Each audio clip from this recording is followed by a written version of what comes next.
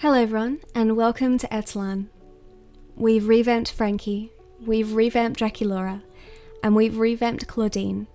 For our next Monster High revamp, it's CLEO DENILE. Before we get started, don't forget to subscribe to the channel. Like the video if you like it, and comment. I love reading all of your comments. With all that being said, let's get started. To get started on this CLEO revamp, we of course need a CLEO doll. I was able to get my hands on this doll back in March 2020, but had completely forgotten that this even existed until a couple of months ago. I bought this CLEO in a lot of about 15 dolls on eBay. When the doll lot eventually arrived, I remembered seeing it and thinking that this CLEO looked a little strange. While it's definitely not noticeable to the average viewer, this CLEO has a little bit of a defect in her face mold. Her face seems to be somewhat indented or remolded to be flatter and wider. In comparison, this is another CLEO doll that I have. Seeing the comparison of these two dolls led me into a hyper-focus of trying to figure out what happened. Perhaps this is an original, perhaps this is a prototype or something. I think I've come to the consensus that this doll has actually just been smushed under something heavy and thus has been reshaped over time. I had half a mind to think of reshaping the face myself and bringing it back to its original form, but knew this would probably cause more damage to the doll, so decided to do the old switcheroo. Taking the other CLEO doll, I'm going to transfer the clothes and basically use this as the base for the CLEO redesign. So without further ado, it's time to prep the doll.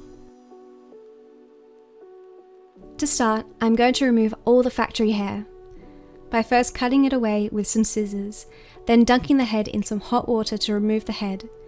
This will as well loosen the glue holding the hair plugs in place inside the head.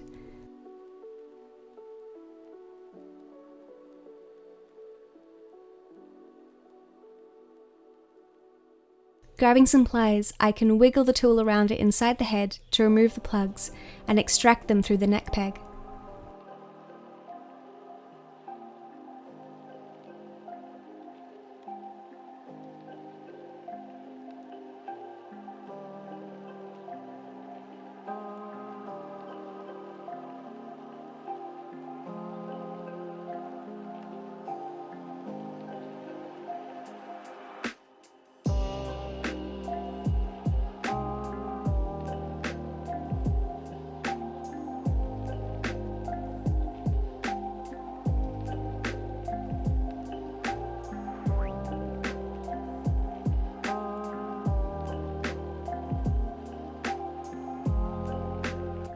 The pencils I'm using are my Faber-Castell Arbrecht Dürer watercolor pencils. You'd think that I'd be able to say Arbrecht Dürer, Arbrecht, but I'm never gonna learn how to say it.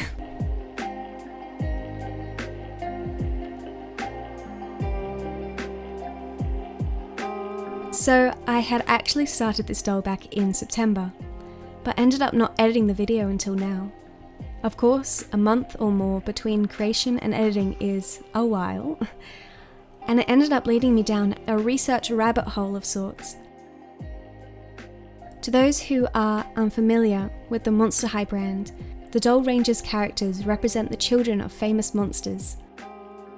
This, however, of course, differs for CLEO, as she is a representation of mummified Cleopatra VII herself, the famous ruler of Macedonian Greek-occupied Egypt in the ancient world. In doing research for this doll, I wanted to stay in the confines of the doll's original Monster High design, which of course is heavily based off the portrayal of the ruler in both the 1934 and 1963 movies of the same name. Both of these films of course lean heavily into the sexual deviant myth that surrounds the ruler.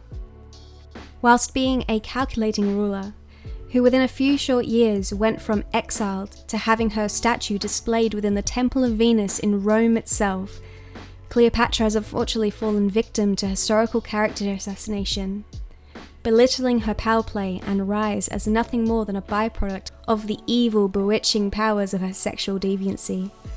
Ugh, classic. Even though with this revamp, I took inspiration aesthetically from the Cleopatra representations in those movies that I mentioned before. The representation had me go into monkey brain research mode. I found myself tentatively listening to the podcast Our Fake History, namely the series on Cleopatra VII. Sebastian Major does an amazing job breaking down the myths that have followed the ruler for more than 2,000 years. Of course, if you'd like to learn more about the character, I would highly recommend checking out the episodes. I'll of course leave a link in the description below. But alas, I don't think you came here for a rant on ancient smear campaigns, so I'll move on. Something that was an absolute must in this character's design was making sure she had her eyeliner, known as kol. And please do excuse my absolute butchering of the Arabic language. From as far back as 3000 BC, Kohol has been used in Egypt as a means of protection for your eyes from the bright desert sun, and is still used today. Kohol also served as a religious purpose, with the belief that the outlining of the eyes would grant the protection of the god Horus, the god of healing. For my Cleo, of course, as she's in the modern times, I went for a little bit more of a non-traditional design of Kohol. While the original design has a boxy wing of eyeliner, I went with a thick, pointed wing that extends itself over the eyelids, as well adding a parallel wing to the bottom lash line that will morph into the Eye of Horus symbol. Kohol is created by grinding material ores to create a dark black powder to represent the regal status of Cleo and the somewhat obscenity, I suppose, of the Ptolemaic dynasty. I'll be adding gold details into this eyeliner.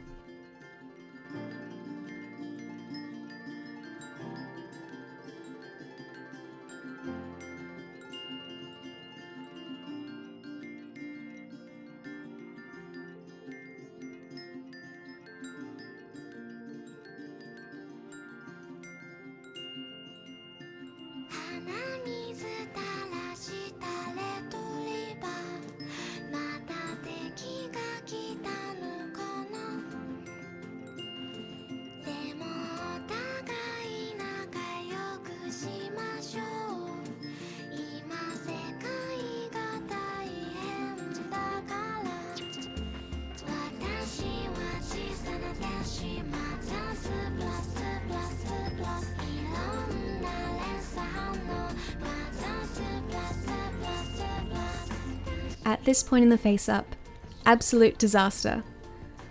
After spraying the face with the coat of Mr. Super Clear again, I touched the doll's face way too soon, and right smack bang in the middle of the face was my nice fingerprint and smudge. I was quite upset when I saw this happen. Off camera, I removed all of the face and redid it all. It took a day and a half to redo everything up to this point. While I definitely wasn't able to replicate the face to a T, the thinner lines and milder shadow, I suppose, and contouring actually ended up working well, and I kind of liked it better. As an additional detail, I added gold iridescent shimmer to the skin. You can kind of see it somewhat in the inner corners of the eyes, and I really liked it. I think it looks beautiful in the sun.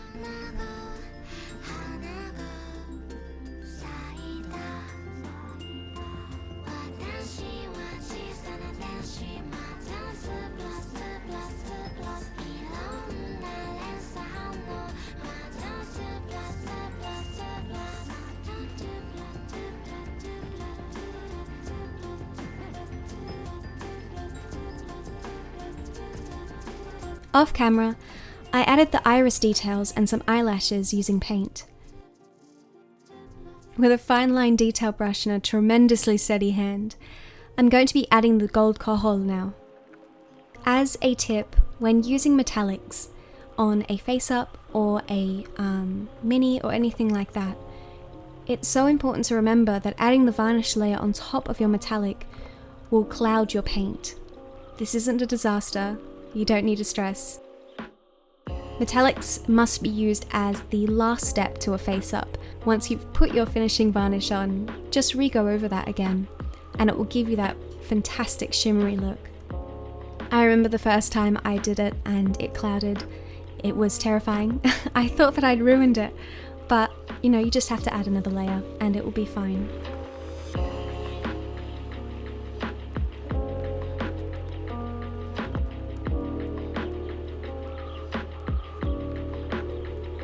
With the metallics added, it's time to move on to the hair. For the hair, I'm going to be using 100% acrylic yarn in black. To prep the yarn, I'm going to section off some pieces and brush out the yarn with a pet brush, and we'll be straightening them with a hair straightener.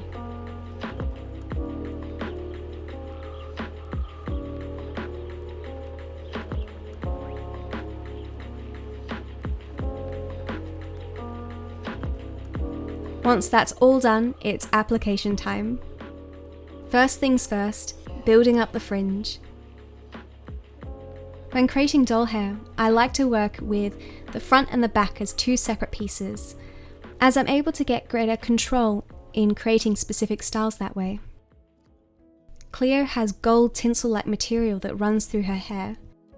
In referencing the doll's original design, I attempted to recreate that.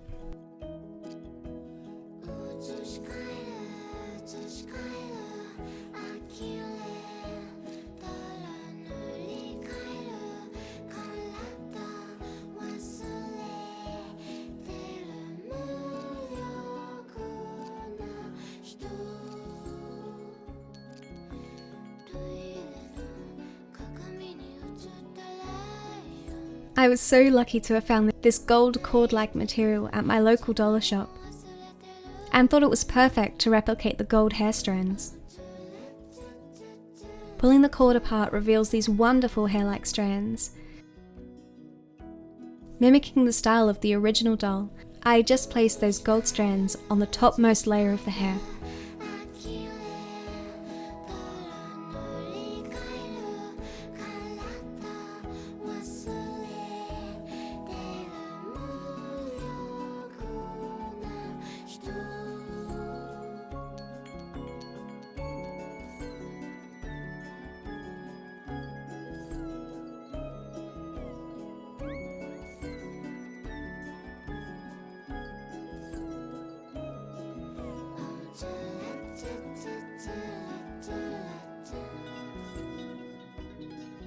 At this point, I realised that what works in theory sometimes just doesn't work in real life.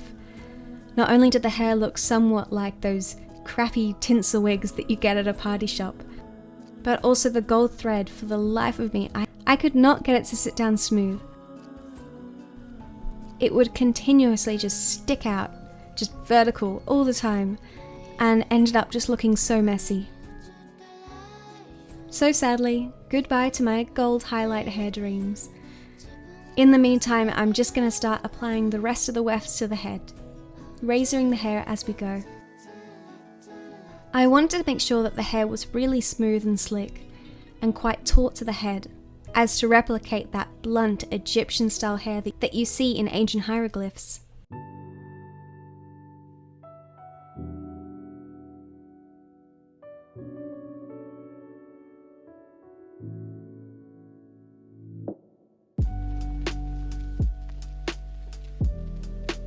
I don't want to give up on my gold hair dreams just yet.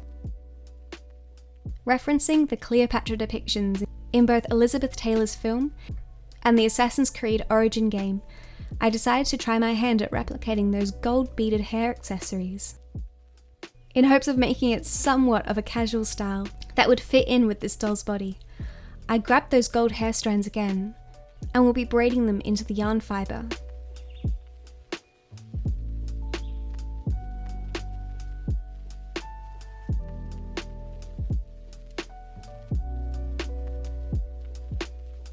Once the pieces were all braided, I can start attaching them to the top of the head.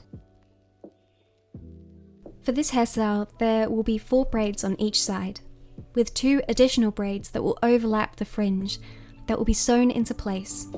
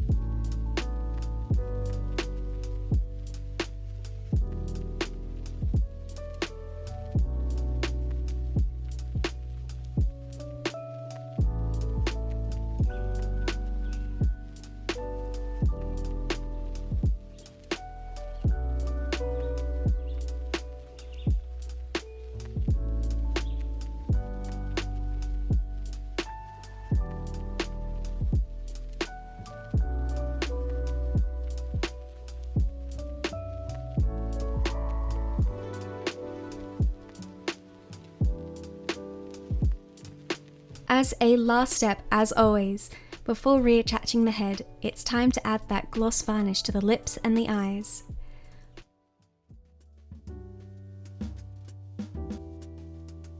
Once that's all dry, all that's left to do is to add the clothes and the head, and this Cleo revamp is finally finished.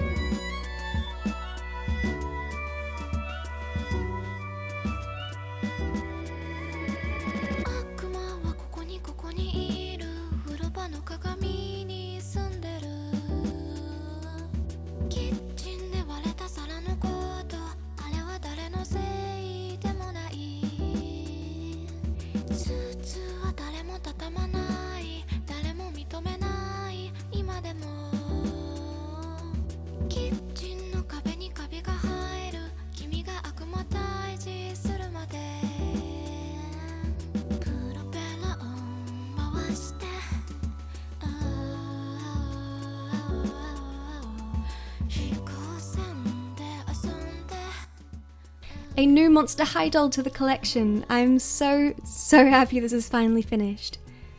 Let me know what you think of this revamp in the comments below, and let me know which character you'd like to see me revamp next. I'd love to hear your thoughts. As always, make sure you subscribe to the channel. I would appreciate it so much. Like the video if you like it, and comment. I love reading all your comments. A huge thank you to my patrons over on Patreon. It's through your support that I'm able to keep the channel going, so thank you. With all that being said, I'll see you in the next video.